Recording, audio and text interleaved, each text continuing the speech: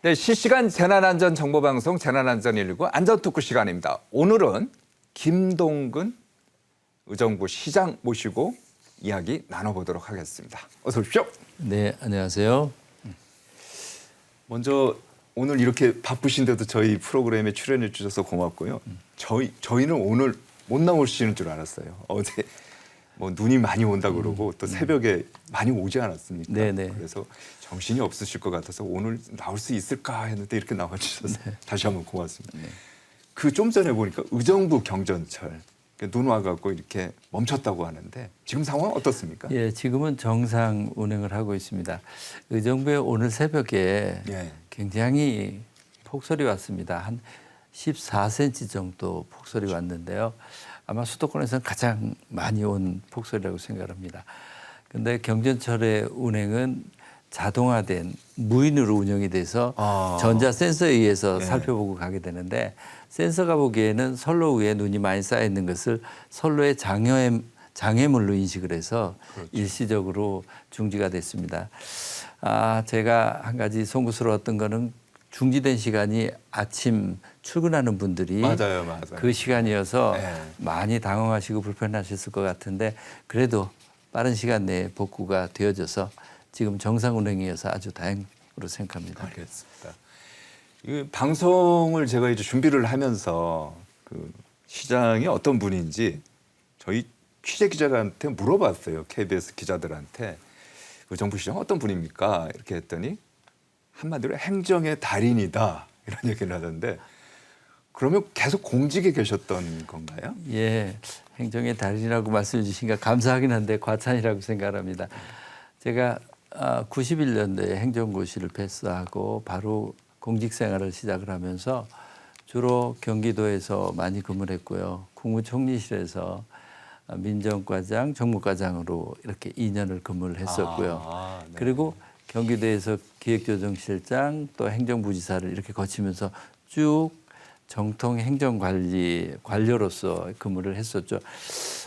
또 기초자치단체는 수원의 부시장도 있었고 의정부 부시장 그래서 비교적 중앙정부, 도 그리고 시군의 경험을 골고루 한 수원시에 또 있었다는 거죠? 네, 수원시의 부시장으로 2년 동안 있었습니다. 이런 경험들을 갖고 일을 하는 것을 보고 저에게 그런 호칭을 붙여주신 거 아닌가 싶습니다. 알겠습니다. 요즘 보면은 의정부 또 기사 검색을 이렇게 하다 보면은 여자 컬링 세계 선수권 대회가 지금 열리고 있는 건가요, 지금? 맞습니다. 지난 토요일 그러니까 3월 15일 날 컬링 대회가 시작을 해서 오늘 나흘째 진행되고 있습니다.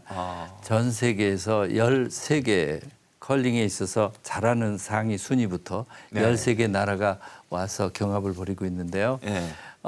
많은 국민들이 관심을 가지고 특히 의정부 시민들께서 많이 관심을 가지고 참여를 해 주시고 계십니다. 어제까지 우리나라가 경기를 5경기를 했는데요. 5경기요. 5경기 다 이겼습니다.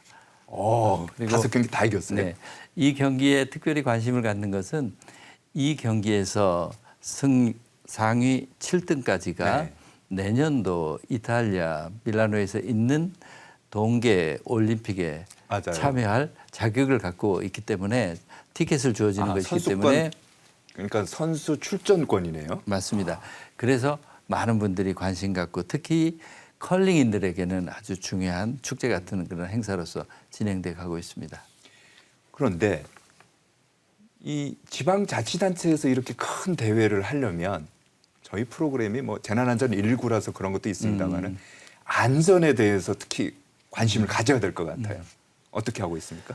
예, 저도 이런 큰 행사를 준비하면서 제일 신경 쓴 것이 안전의 문제입니다. 우선은 많은 분들이 운집할 수밖에 없기 때문에 그분들이 일시적으로 모였을 때 움직일 수 있는 동선 대피로 혹은 만약에 상황을 한 그런 위기 상황에 대비를 하기 위해서 소방안전본부와 여러 가지 도움을 얻었습니다. 그리고 또 선수들이 참여해서 활동을 하고 또 관람객들이 많이 보다 보면 응급적인 조치를 의료적인 응급조치를 취해야 될 이런 상황도 생기기 때문에 비상 앰뷸런스가 늘 항시 대기하고 있고 또 바로 가까운 의정부에서 바로 가까운 큰 병원 을지대학교 병원과 협약을 해서 바로 가도록 이렇게 준비를 하고 있습니다.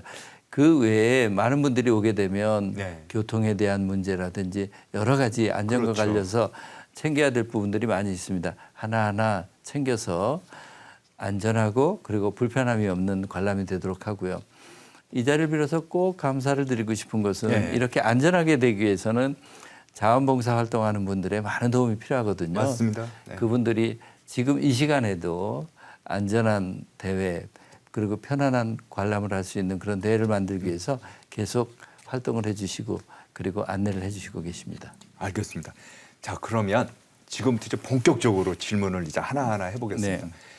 뭐 치산 치수라고 하는 게 이제 지자체 이제 방제 대책이 되기도 하는데 먼저 이제 의정부시 하면은요 아마 시청자분들께서는 이렇게 생각할 거예요.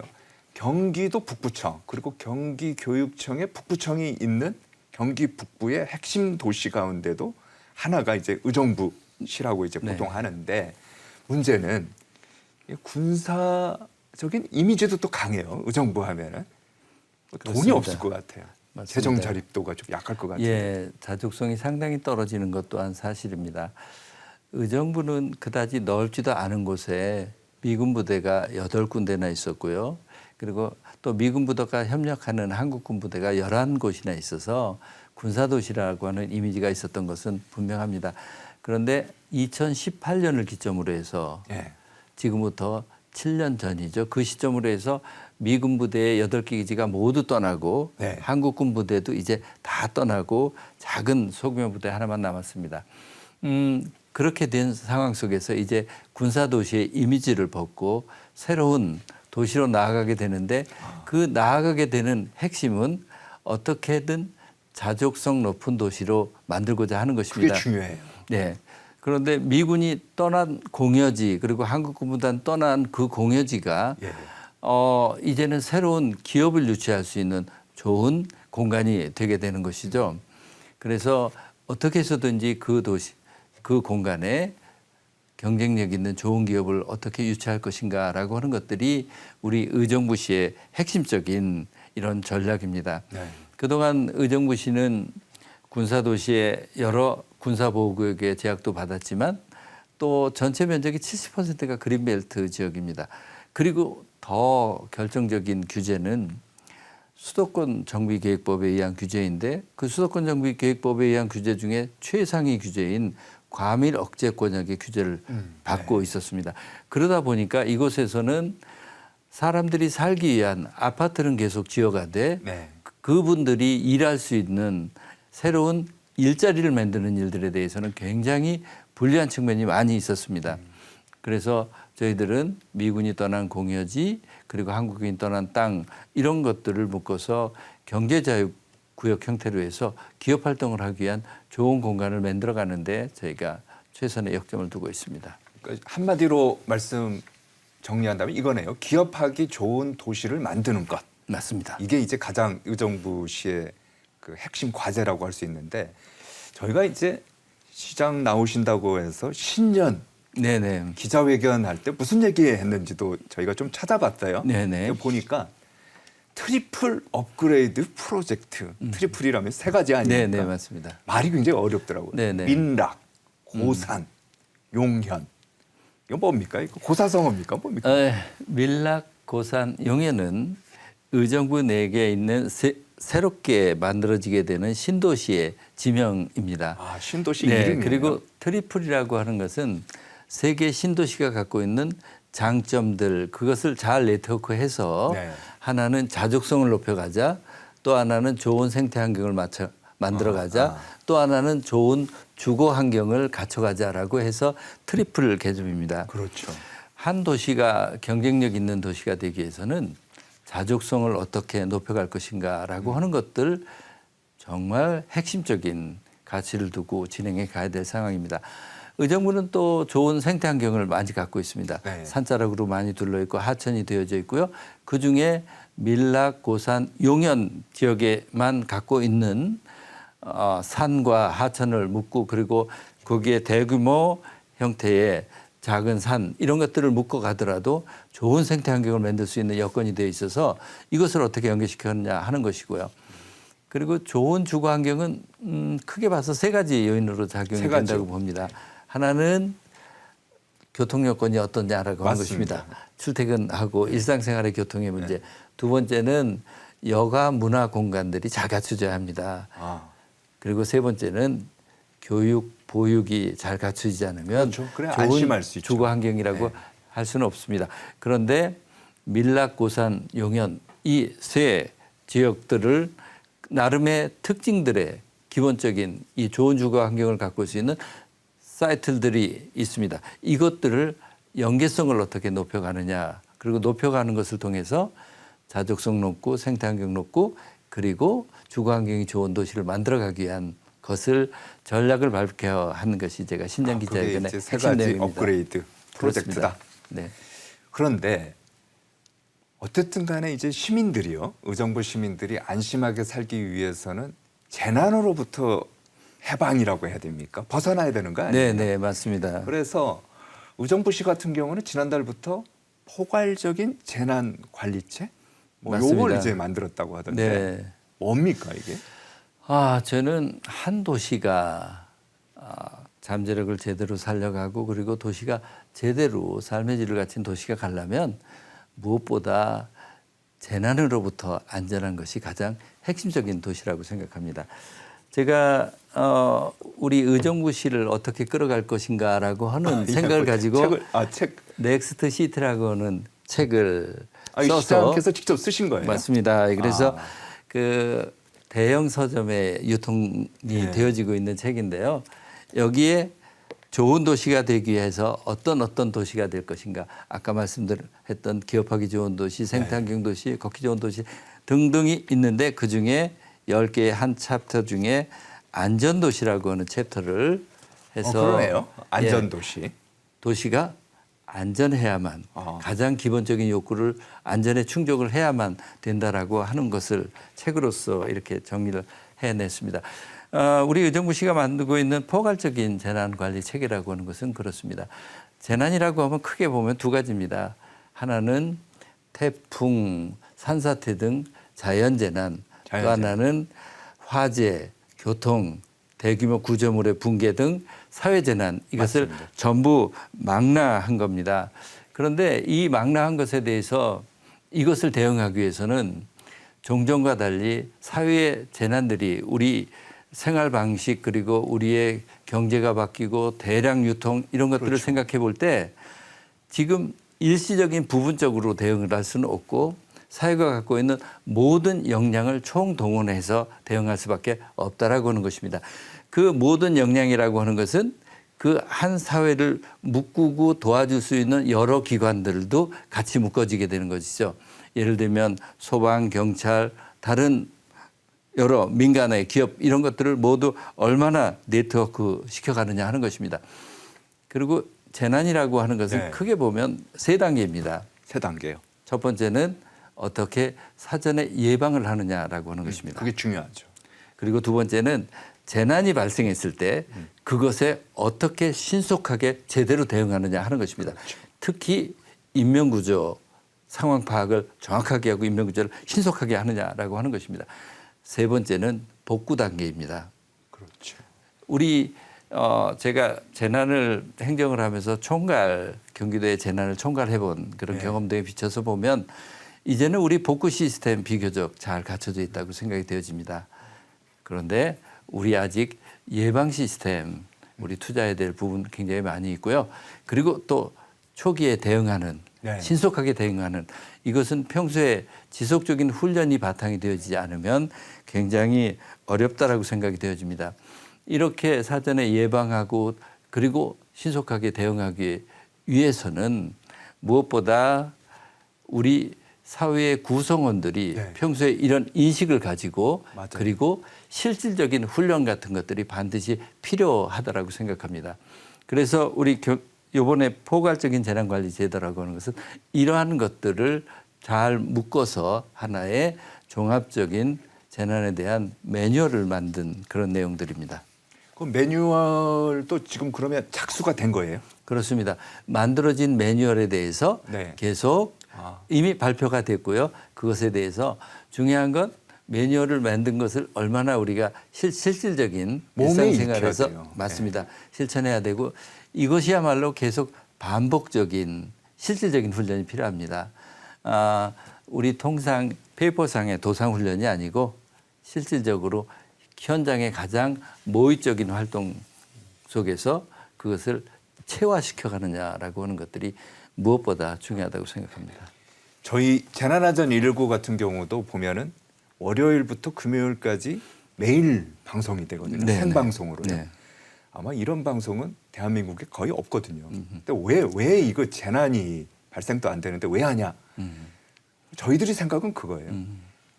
몸으로 익혀야 되는 거예요. 맞습니다. 그냥 머릿속으로만 하면 안 되고 몸으로 익혀야 된다는 거예요. 거의 본능적인 반응이 나올 수 있을 정도로 이것이 훈련하는 것이 필요하고요. 저는 그 훈련 과정 속에서 안전 불감증을 우리가 바꾸는 문화, 안전에 대한 인식하는 그런 문화를 만드는 그런 큰 기여를 하고 있기 때문에 이렇게 늘상 안전을 말하는 것 무엇보다 중요한 일이라고 생각합니다. 좀 전에 제가 말씀을 드렸습니다만 행정의 달인이 맞기는 맞는 것 같아요. 아이고, 지금 말씀을 감사합니다. 듣다 보면. 자, 그러면요. 이 봄철 지금 이맘때 다행히 이제 눈이 많이 와갖고 뭐 당분간은 뭐 산불이 날 가능성은 좀 적다고 제가 생각이 듭니다만은 그럼에도 불구하고 우리가 조심해야 되는 게 봄철 산불 아니겠습니까? 특히 맞습니다. 의정부 같은 경우는 저도 이제 등산 좋아하는데 도봉산도 있고 수락산도 있고 뭐 그러지 않습니까? 네네. 봄철 산불 관리는 어떻게 하시고요? 예, 역시 산불 관리도 재난 관리의 일반적인 대응의 매뉴얼이라고 생각합니다. 우선 제일 중요한 게 예방하는 것이고요. 그렇죠. 산불이 났을 때 어떻게 잘 대응하느냐 하는 것이고요. 그리고 산불에 있어서는 우선 시민 전체가 얼마나 관심 갖고 대응하도록 이렇게 하느냐라고 하는 것이 중요하다고 생각합니다. 예방을 하는 것을 위해서는 산불이 많이 발생할 가능성이 있는 곳에 산불의 위험도를 줄이는 예를 들어서 등산을 하는 분들이 그렇죠. 화재에 대한 문제 이런 것들을 혹은 또 산불이 많이 발생할 것이라고 생각하는 것에 사전에 수풀을 정리한다든지 그렇죠. 이런 것들이 굉장히 필요하게 되겠죠. 그리고 무엇보다 빨리 파악하기 위해서 산불에 대한 감시 체계 같은 것들을 확보를 해두는 것들 예방적인 차원일 것입니다. 그리고 만약 산불이 나왔을 때 바로 쉽게 대응할 수 있는 네. 펌프를 준비한다든지 그리고 가까운 곳에서 바로 산불을 진입해서 네. 진압을 할 수 있는 방법을 하다든지 평소에 소방서와 잘 연락 체계가 되어 있다 하는 것들을 그렇죠. 점검해 본다든지 또 산불이 대형화되었을 때는 헬기를 동원한 진화가 필수적입니다. 이런 것들에 대한 시스템을 갖춰가는 것이죠. 하지만 저는 무엇보다 가장 중요한 것은 시민들이 참여하는 산불에 대한 인식이라고 네. 보여집니다. 늘 관심 가지고 체킹하는 일입니다. 우리 행정이 아무리 많은 예방 또 아무리 많은 감시 시스템을 갖는다 하더라도 시민들이 일상적으로 갖고 있는 그 참여도만큼 큰 감시 시스템은 없으리라고 생각합니다. 그래서 시민들과 함께 산불에 대한 대비의 중요성 이런 것들을 늘 같이 논의하고 그리고 그런 문제가 발생했을 때 신속하게 어떻게 조치를 해야 될 것인지 우선 작은 불인 경우에는 신속하게 제압하는 것도 중요하겠지만 상황 판단이 빨라야 되겠죠. 네. 얼른 신고를 하고 그리고 네. 어떻게 대응을 해야 될지 이런 것들에 대한 인식들 이제 하는 게 산불 중요하다고 봅니다. 최근에 이제 지방에서 난 산불이 왜 원인을 이제 저희들이 보니까 역시 농산물 같은 거 있지 않습니까? 오래된 영농 그 부산물이라든지 이런 거 이제 태우다가 바람이 불어갖고 그게 이제 날려가갖고 산불을 나는 경우가 아직도 벌어지더라고요. 예, 저도 이제 산자락 이런 곳을 다니다 보면 아직까지도 봄에 되면 이렇게 불을 피우는 분들을 이렇게 보게 됩니다. 불을 피우는 분은 이렇게 작은 불을 피우는데 설마 이걸 그렇죠. 내가 설마. 문제가 생기면 이걸 제압을 못하겠어라고 하는데 막상 불이 피워지는 데 보면 불꽃이 잘 보이지 않습니다. 그러니까 불꽃하고 잔디나 봄에 있는 풀 네. 색깔하고 크게 구분이 되어지지도 않고요. 그리고 또 이 불이라고 하는 것이 자칫 툭툭 튀어져서 이렇게 맞아요, 가게 되고 맞아요. 네. 가게 되고 네.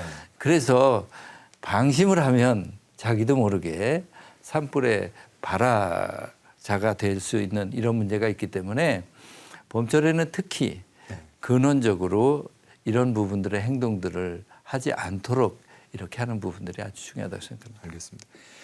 그 자연 재난 같은 경우에 뭐 산불 대표적으로 산불을 제가 얘기를 했습니다만 사회적인 재난하면은 안전하게 시민들이 살기 위해서는 이 사회적인 재난으로부터도 우리가 이제 벗어나야 되는 거 아닙니까? 보니까 우정부 씨가 생애 주기별 시민 안전 교육, 네네. 생애 주기별 그렇다면은 아주 어린 나이부터 나이 드신 분까지 이게 이제 연령대별로 나눠서 안전 교육을 하겠다는 건가요? 뭔가요 이게? 예, 이 안전에 있어서만큼은 연령 계층들이 다 같이 참여를 하고 각 연령 계층에 볼 때 네. 가장 주목해서 봐야 될 취약한 내용들이 무엇인가 하는 것들에 대한 인식이죠. 결국은 전 연령층으로 하여금 안전에 대한 네. 민감성을 높여간다라고 하는 것이 핵심 내용일 것입니다. 재난은 흔히 6개의 분야로 6대 재난 분야라고 이렇게 표현을 합니다.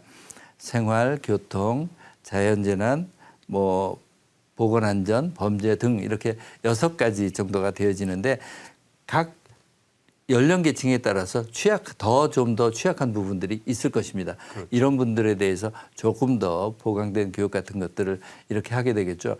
그리고 현장에서 저희들이 행정을 하다 보면 특별히 더 관심을 가져야 되는 부분들이 있습니다. 혼자 사는 독거노인의 문제라든지 맞아요. 네. 또 취약계층의 문제, 장애를 가진 분들 이런 분들의 경우에는 특별히 저희들이 더 배려를 해가면서 그분들에 대해서 안전을 살펴야 되는데 이런 것들에 대한 세세한 교육 매뉴얼입니다. 그리고 무엇보다 중요한 것은 실전에 대한 대비의 문제입니다. 예를 들어서 저도 한번 등산을 하다가 네. 제 앞서간 분이 갑자기 심장을 쥐고 아프다라고 막 그런 실제 경험이 맞아요. 있습니다. 네. 그랬을 때 정말 당황하게 되더라고요. 이것이 심폐소생술을 어떻게 해야 되는지. 그래서 저희 같은 경우에는 제가 막 하면서 지난 사람 불러서 막 했는데 굉장히 당황스럽고 그 상황 속에서 헬리콥터도 부르고 막 했었는데 이런 것들이 평소에 훈련이 되지 않으면 어렵기 때문에 마네킹 같은 것을 동원한 이런 지속적인 훈련 또 생존 훈련 특히 네. 초등학생 아이들에게 수영 생존 훈련 같은 것들을 통해서 하게 되면 안전이라고 하는 것 사람이 순간적으로 자기 생명을 지키는 것은 순간적인 판단에 의해서 되어질 경우가 굉장히 많고 이러한 것이 이런 위험으로 갈 수 있다라고 하는 것들에 대한 상상, 생각, 인지 이것이 굉장히 중요하겠죠. 네. 이런 것들에 대한 것을 교육으로 시민들의 뒷받침하기 위한 반응은 것입니다. 어떻습니까? 아주 좋습니다. 이제는 많은 분들이 우리 삶에 있어서 가장 기본적인 출발점이 무엇일까 생각해 보면 역시 안전의 문제입니다. 그렇죠. 한 사람의 생명보다 더 중요한 가치는 없을 테니까요. 중대재해 저희가 이제 매일 방송할 때마다 중대재해 발생 알림 뭐 이런 것도 알려줘요. 요런 거는 사업장에서 조심하셔야 됩니다. 잘못해갖고 인명 피해가 날 수가 있습니다. 이런 거를 이제 알려주고 있는데 의정부 씨 같은 경우는 중대재해 어떻게 대비를 하고 있습니까? 저는 중대재해 문제에 있어서 키워드를 뽑으면 2가지를 좀 뽑고 싶습니다. 역시 예방. 문제고요. 의정부에서 일어날 수 있는 중대재해 유형이 무엇일까라고 하는 것들에 대한 판단을 해보는 것이죠. 의정부의 대형 건물, 사람들이 많이 있는 다중집합시설, 저희들이 보기에는 큰 백화점, 그리고 큰 지하상가, 그리고 또 오피스텔처럼 소규모 그 주거가 이렇게 다닥다닥 붙어 있는 이런 부분일 것입니다. 거기에 대한 세심한 이런 안전 매뉴얼 같은 것들이 점검을 하는 것이 중요하고요. 그리고 또 하나의 키워드는 무엇보다 현장입니다. 현장에 가서 그리고 현장을 늘 일상적으로 접하면서 거기에 대한 대책들을 만들게 되는 것이죠. 그래서 중대재해를 막기 위해서 저희는 우선 이런 거를 하려면 우선 이런 일들을 추진하고 있는 전문화된 팀이 반드시 필요하겠죠. 그래서 네. 중대재해 예방팀을 만들어서 운영을 하고 그리고 재해 안전의 전문 직렬의 직원들을 저희들은 14명 정도를 현재 채용을 해서 그분들로 하여금 안전에 대한 전반적인 점검을 하고 있습니다. 안전은 아마 우리 전 직원들이 같이 해야 되겠지만 그럼에도 불구하고 특정 전문 분야에 있는 분들은 역시 감각이 빠르게 되겠죠. 그래서 그분들이 네. 자기가 하는 일들에 대한 자부심, 보람 이것을 가지고 전체의 큰 재해를 이끌어가는 이런 팀들을 운영해 가고 있습니다. 오늘 뭐 이 스튜디오에 오실 때도 교통이 뭐 많이 이제 막히고 그랬을 겁니다. 왜냐하면은 뭐 이상하지 않아요? 3월 지금 중순이 뭐 내일 모레면 4월인데 수도권에다가 이게 대설특보가 내려졌다는 거는 좀 이상하거든요. 결국 이제 기후 문제인데요. 이상 기후, 그다음에 기후 변화 이렇게 되다 보면은 좀 있으면 이제 폭염도 있고 폭우도 있을 거 아니에요. 네네. 이런 대비책은 어떻게 하고 있습니까? 예, 저희가 작년에 정말 유례없는 폭염을 겪었습니다. 맞습니다. 그런데 아마도 이거는 작년뿐만이 아니고 앞으로는 상수적인 일들이 되어지지 않을까 싶습니다. 폭염이 많으면 꼭 폭우도 따라올 가능성이 매우 높다라고 생각을 합니다. 이것에 대한 대비는 사전에 예방적인 대비 계속 반복해서 강조를 할 수밖에 없는데요. 사전에 준비한 다양한 매뉴얼을 중심으로 해서 그것에 적합한 대응을 하는 이런 행동들이 무엇보다 중요하다고 그 생각합니다. 취약지역 같은 경우는 미리 파악해서 맞습니다. 그렇죠. 폭염에 대한 대비는 우선적으로는 폭염도 역시 취약계층입니다. 특히 독거노인 그리고 장애를 가진 분 그리고 보통 냉방 시스템을 자기 주거 환경에서 제대로 갖춰지지 못한 그 분들이 폭염에 어떻게 그렇죠. 폭염의 피해를 줄일 수 있느냐라고 하는 것들이 굉장히 큰 저희들한테 과제입니다. 결국은 수시로 연결할 수 있는 인적인 그분들의 안전을 확인할 수 있는 그 네트워크들을 확인해서 점검하는 게 무엇보다 중요하다고 보여지고요. 또 폭염 쉼터 같은 것을 통해서 네. 예, 피할 수 있는 곳 그리고 또 걱정을 하는 것이 사실은 폭우가 오게 되는 것입니다. 폭우요. 네. 작년에만 하더라도 의정부만 하더라도 1시간당 100mm 이상의 진짜 시유량을 문제예요. 가진 경우가 있게 되는데요.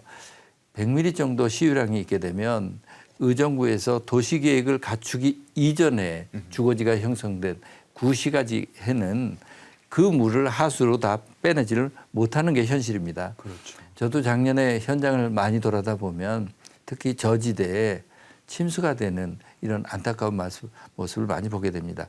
그래서 저희들이 하수관들을 더 확장시키고 개량시키고 해서 일시적인 폭우에 잘 대응할 수 있도록 그 부분에 대해서 역점을 많이 두고 있습니다. 그리고 역시 폭우가 왔을 때 제일 먼저 신경 쓰는 것은 인명피해가 없도록 하는 일입니다. 맞습니다. 예. 폭우가 왔을 때 우선적으로 예방하는 것도 중요하지만 많은 침수가 예상된다라고 하면 우선 피하는 것이 굉장히 중요합니다. 예. 그리고 위험 있는 장소에 들어가지 않도록 하는 것들이 굉장히 중요합니다. 그래서 비가 많이 오는 경우에 빨리 여러 경보 시스템을 통해서 피하도록 하고요. 그리고 의정부는 중랑천을 비롯해서 6개 하천이 전부 연결되어 있는데요. 비가 왔을 때 갑자기 물이 많이 불어날 수 있는 이런 구조입니다. 그래서 스마트 재해 차단기 같은 것을 통해서 일정 부분 비가 오면 접근하는 데가 이렇게 자동으로 차단시키는 이런 시스템 같은 것들을 많이 갖춰두게 됩니다. 그래서 우선 제일 먼저 인명피해가 생기지 않도록 저희들이 무엇보다 관심을 두고 대책을 세우고 있습니다. 의정부 같은 경우는 좀 전에 말씀하신 것처럼 이제 군사 도시였다가 이 미군들 그리고 우리 한국군이 이제 이전을 했는데 이러다 보면은 뭐라고 할까요? 땅꺼짐 현상, 싱크홀 이런 위험은 없어요? 아직 의정부에 대규모 싱크홀은 발생하지는 않았습니다만 역시 소규모 싱크홀은 계속 발생하고 있습니다. 소규모 싱크홀의 주 원인이 뭐일 건가 저희들도 계속 추적을 해보곤 하는데 역시 노후 하수 관로가 가장 큰 원인입니다. 거기서 이제 새 갖고 물이 이제 예, 그렇습니다.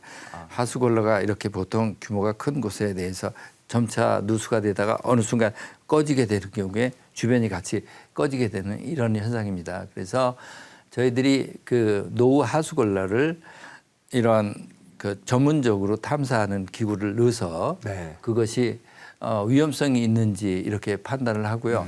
그리고 또 일정 기간 하수 간 거 예를 들어서 한 4, 50년 정도 이렇게 지나가게 되면 사실 주기적인 교체가 부득이하거든요. 그래서 의정부시는 4년 단위로 주기 계획을 세워갑니다. 내년 되면 이제 두 번째 그 주기 계획을 하게 되는데 그렇게 해서 저희들이 하수 간거를 계량한 것도 한 25km 정도 킬로미터 정도를 네. 하수 간거를 이렇게 계량해 가고 있습니다. 역시 끊임없이 위험에 대한 예찰을 하고 그리고 지속적인 시설 보강이 가장 중요한 핵심이라고 보여집니다. 그리고 재난이라는 게요. 꼭 네. 무슨 폭우, 폭염, 그다음에 뭐 땅꺼짐만 재난이라고 하는 게 아니고 안심하게 살 수 있는 걸 우리가 이제 재난이라고 하지 않습니까? 그러니까 보면은 복지 모델도 이제 굉장히 중요해요. 네. 의정부형 복지 모델. 이게 보면은 뭐라고 하죠? 모두의 돌봄, 맞습니다. 모두의 돌봄, 모두의 돌봄. 이게 뭐 맞는 얘기 같기도 하면서도 좀 잘 이해도 안 되고 하는데 무슨 얘기입니까? 예, 의정부는 복지 수요를 복지 서비스를 받아야 되는 분들이 아주 많은 도시 중에 하나입니다. 그런데 이것을 행정이나 특정 어떤 기관에서만 감당하기는 어렵고요. 그리고 또 복지에 대한 수요도 매우 다양하고 그리고 그래서 모두가 얼마나 관심을 갖느냐라고 하는 것입니다. 그래서 우리 의정부의 복지 브랜드를 모두의 돌봄이라고 했는데 그 핵심 내용은 그렇습니다. 누구나가 돌봄의 서비스를 받을 수 있고 그 돌봄의 서비스를 모두가 협력해서 같이 참여해서 이뤄내야지만 지역의 안전한 이런 돌봄 서비스가 이루어질 수 있다라고 하는 그런 복지 브랜드입니다. 핵심은 결국 민간 협력 거버넌스를 어떻게 잘 구축하느냐라고 하는 것입니다. 제가 한 가지 우리 의정부시가 좀 의미 있게 하는 것을 말씀드리고 싶으면 우리 의정부시에는 사회복지회관이라는 것이 있습니다. 복지라고 하는 측면에서 보면 어떻게 좋은 전달 체계를 갖느냐라고 하는 것이고요. 복지야말로 사람과 사람들의 연결되어진 서비스입니다. 그 복지를 서비스를 전달하는 분들이 자기 일들에 대한 사명감 그리고 자기 일들에 하는 것들에 대한 가치를 높여가고 자기 일들에 더 효과적으로 논의하기 위한 그들의 논의를 하고 그들이 발전시켜 갈 수 있는 이런 활동 공간이 굉장히 중요합니다. 그래서 우리 사회복지사 분들을 중심으로 한 복지 서비스에 담당하는 부분들이 이용할 수 있는 공간 사회복지회관을 만들었습니다. 아주 전국에 몇 안 되는 이런 그러네요. 시설입니다. 네. 그래서 저는 복지야말로 정말 핵심이 뭐냐라고 저한테 묻는다면 사람과 사람의 연결이라고 생각합니다. 그 연결하는 그 전달 체계. 그러기 위해서는 연결고리에 있는 분들이 자부심 갖고 연결고리에 있는 분들이 내가 하는 일의 가치 그리고 그것을 어떻게 더 효율화시켜 가려고 하는 그 네트워크를 만드는 것이 중요하다고 지금 생각합니다. 말씀 들어보니까 저도 이제 이해가 되는 게요. 복지라는 게 사람과 사람을 연결하는 거다. 모든 사람의 복지의 수혜자가 되면서도 또 모든 사람이 복지를 제공하는 사람이 또 돼야 한다. 맞습니다. 이런 말씀이네요. 그렇습니다. 알겠습니다. 자, 그러면 요거는 어떻게 생각하십니까? 의정부 하면은 미군 부대, 좀 전에도 뭐 제가 말씀드렸지만 떠나버린 막사라든지 환경 오염 문제도 또 있을 수가 있을 거예요. 네네. 용산 같은 경우도 보니까 미군 부대가 떠나고 나서도 환경 문제 있고 하는데 요 미군 부대 캠프에 있었던 이 부대가 떠나고 나면 어떻게 활용하실 생각이세요? 저는 미군 부대가 떠난 곳, 흔히 얘기하면 미군 공여지라고 이런 표현을 쓰는 용어입니다. 미군 공여지는 의정부의 자족성을 높이기 위한, 쉽게 표현하면 일자리를 만들기 위한 공간으로 쓰고자 하는 것입니다. 우리 경험상 너무 잘 압니다. 좋은 일자리는 좋은 기업이 만듭니다. 기업을 어떻게 유치를 하느냐, 좋은 기업을 유치하느냐라고 하는 것이 의정부 미래를 위해서 굉장히 중요하다고 생각합니다. 기업을 유치하기 위해서는 공간들, 제공할 수 있는 토지의 공간이 필요한데 미군 공여지가 바로 그 중요한 역할을 하리라고 보여집니다. 현재 우리가 기업을 유치할 수 있는 캠프는 4개 정도가 있습니다. 캠프 레드 클라우드, 흔히 씨앗이라고 하는 25만 평의 규모의 이 땅은, 이것은 미군 사령부가 있었던 하나의 미군의 타운 형태입니다. 그거는 교회도 있고 학교도 있고 체육시설도 있고 모든 그저 하나의 타운입니다. 최대한 그 시설들을 그대로 살려가면서 그곳에 디자인과 관련 산업, 디자인과 관련한 아카데미, 디자인과 관련한 여러 전시 기능들을 모두 모아서 하는 디자인 클러스터를 하려고 하는 노력을 하고 있고요. 캠프 카일 옆에 양쪽에 1km 범씩 떨어진 곳에 대형 병원들이 있습니다. 의정부 성모병원 대형병원입니다. 그리고 을지대학병원도 있고요. 백병원도 있고요. 이런 것들을 활용을 해서 바이오 클러스터 단지 개념을 생각하고 있습니다.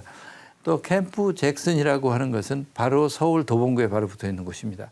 이곳에는 첨단 기업을 유치해 가려고 하고 있고요. 또 캠프 스탠리라고 하는 것도 노원구에 바로 붙어 있는 곳인데요. 한 30만 평 이상의 가용도지가 됩니다. IT 등 첨단 기업을 유치하려고 저희들이 최선의 노력을 다하고 있습니다. 그러니까 이렇게 생각하면 되겠네요. 미군 부대가 지금 떠난 자리에 그 시설을 최대한 활용을 해서 그거를 기업을 유치하겠다. 맞습니다. 이거네요. 그렇습니다. 저희가 미군이 떠난 미군 공여지가 기업을 유치하는 데 있어서 굉장히 강점을 갖는다라고 생각하는 건 그런 겁니다. 그 땅은 현재 국방부 소유인 국유지로 되어 있습니다. 그런데 그 땅을 어떻게 활용할 것인가 하는 기획의 권한은 시장에게 있습니다.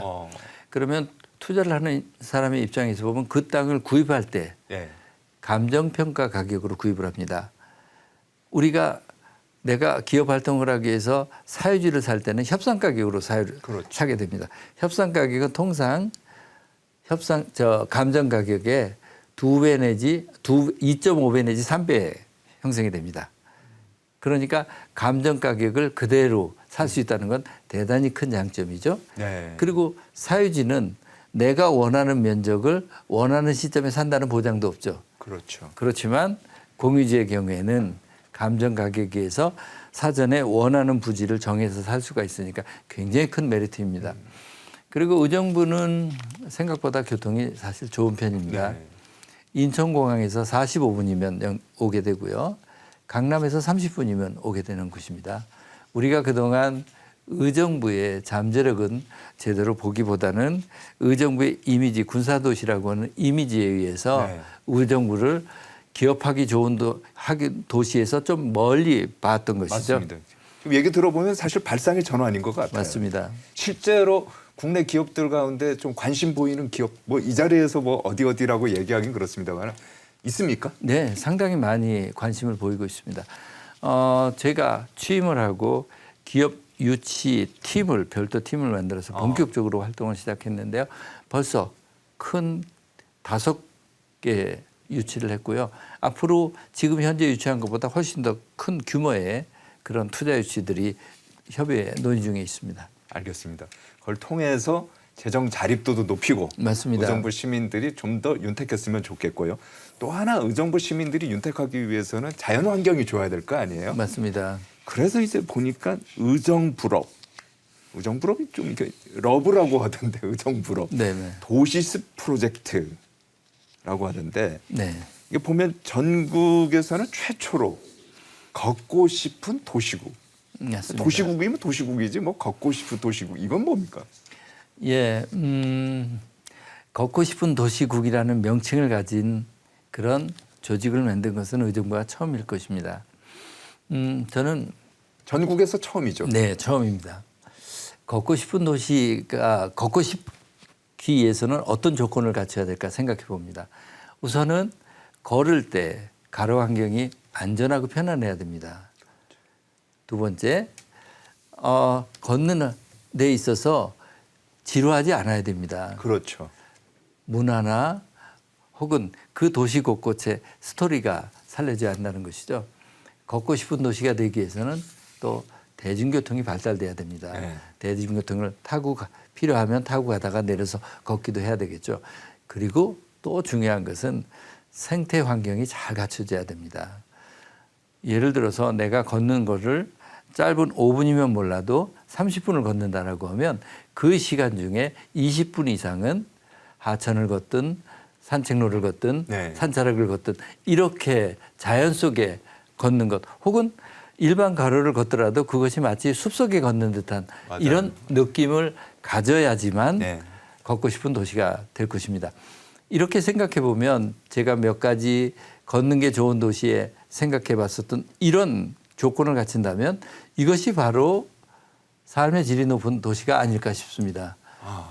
결국 우리들이 경쟁력 있는 도시, 삶의 질이 높아가는 그런 도시를 만들어가기 위한 것이 바로 걷고 싶은 도시라고 하는 그런 부분입니다. 저는 걷고 싶은 도시를 보면서 근본적으로 우리의 철학과 가치관에 바꿔줘야 한다고 생각합니다. 우리는 도로를 볼 때 그 도로의 주인이 자동차라고 생각하고요. 두 번째가 대중교통 방법 생각하고요. 세 번째가 1인용 모빌리티 생각하고요. 사람은 네 번째입니다. 사람은 인식하지 않습니다. 그런데 이제는 순서를 바꿔야 된다고 생각합니다. 도로의 주인이 사람이고요. 사람 중심. 우선권을 줘야 된다는 거죠. 1인용 모빌리티, 대중교통 그리고 승용차가 네 번째야 된다고 생각합니다. 도시의 교통을 자동차 교통을 크게 보게 되면 도시와 도시를 연결하는 간선도로의 기능은 자동차가 다니기 편안하게 연결할 수밖에 없을 것입니다.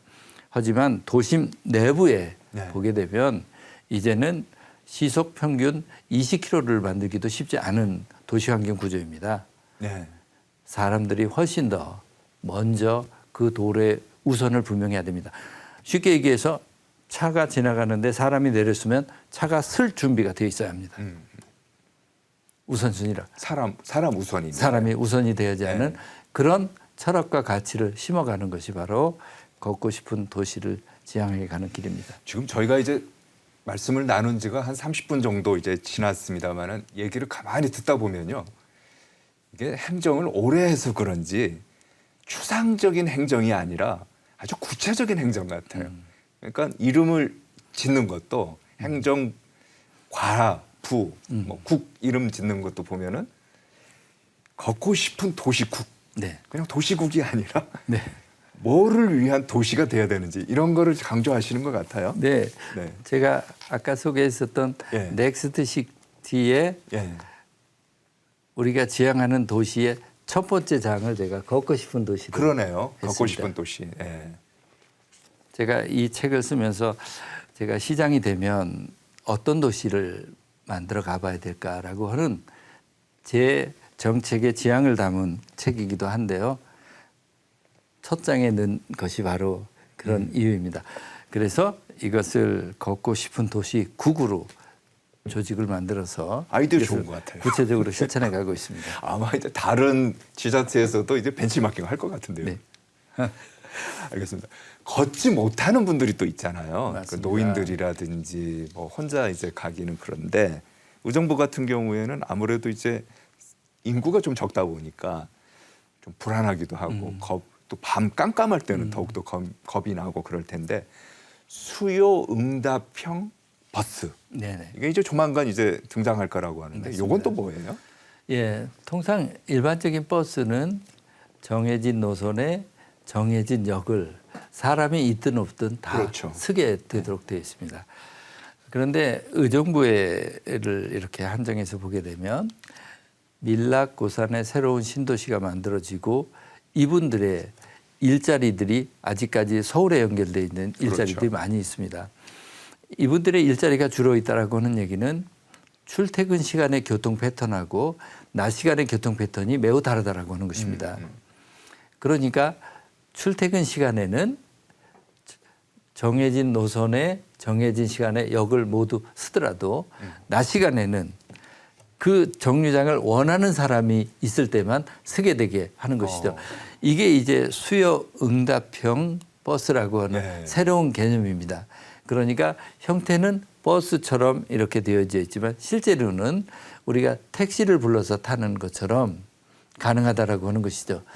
이렇게 이렇게 어디서 뭐 전화를 하는 거예요? 어떻게? 앱을 방법은 통해서 어떻습니까? 확인하게 됩니다. 앱을 통해서 예. 버스에 내가 타고자라고 한다라고 하는 것을 신호를 보내게 되면 버스가 어느 시점에 와서 서게 되는 거죠. 우버나 콜택시 같은 개념이네요. 네. 내가 이 정류장에 가서 타고자라고 한다라고 하면 네. 이제 이 수요 응답형 버스가 그곳에 가서 서게 되는 이런 개념인 거죠. 이런 것들이 새로운 이런 서비스가 가능한 것은 역시 우리의 그 IT 기술 이런 것들이 발달을 하면서 새롭게 거기에 적응을 하게 되는 문화가 되고 그리고 새롭게 발전된 서비스로 나타나게 되는 거죠. 이런 제도를 처음 도입했을 때 아직 익숙치 않은 분들은 뭔가 불편할 수도 있을 것입니다. 그런데 새로운 시스템을 도입하고 새로운 기술을 도입할 때 생각보다 이제는 빨리빨리 적응을 하게 됩니다. 예전보다는 달리 많은 분들이 빨리빨리 이렇게 적응을 하게 됩니다.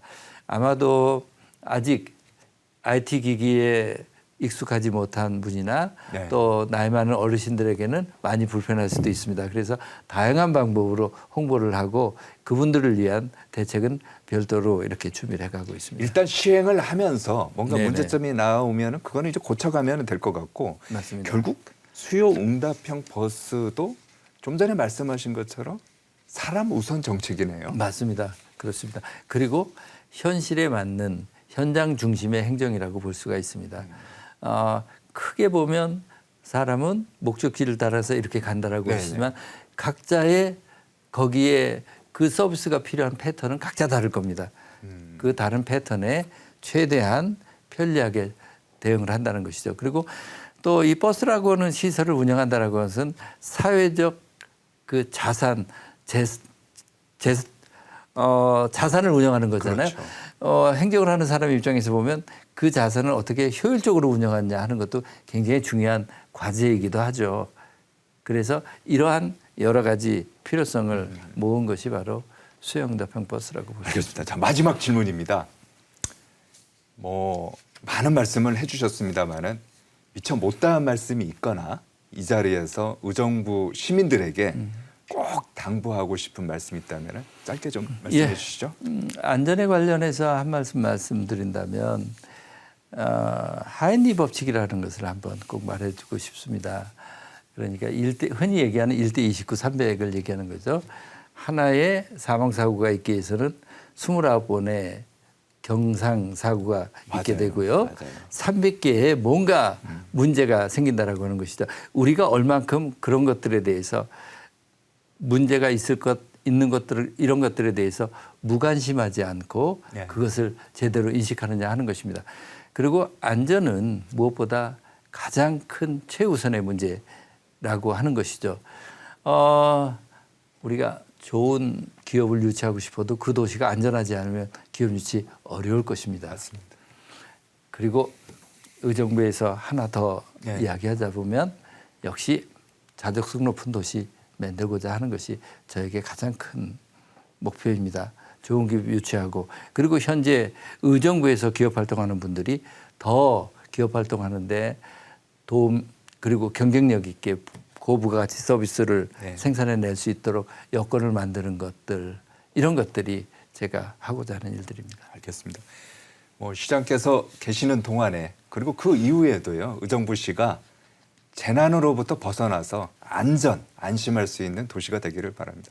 네, 지금까지 김동근 의정부 시장이었습니다. 고맙습니다. 감사합니다.